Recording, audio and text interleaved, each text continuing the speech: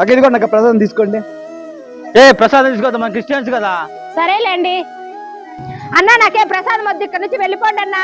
ఏంటన్నా ఇది దేవుడి ప్రసాదమే కదన్నా, తింటే ఏమవుతుందన్నా? రే నీకు చెప్తే అర్థం కదా, ఇక్కడ నుంచి పోరా. ఏం మనుషులు ఉన్నారా? అక్క ఇదిగోండి అక్క ప్రసాదం తీసుకోండి అక్క.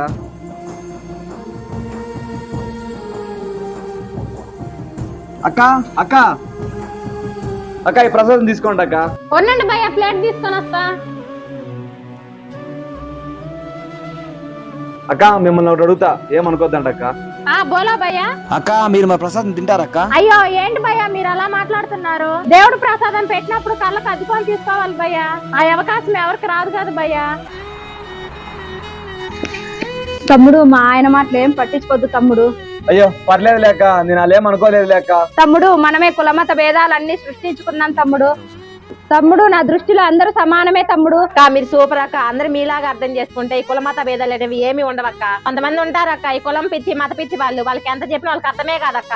తమ్ముడు, నాకు ఇంటికి ప్రసాదం పెట్టి తమ్ముడు ఇంటికి తీసుకువెళ్తా. సరే అక్క, ఈ వీడియో నచ్చినట్లయితే లైక్ చేసి సబ్స్క్రైబ్ చేసుకోండి. నెక్స్ట్ వీడియోతో కలుద్దాం.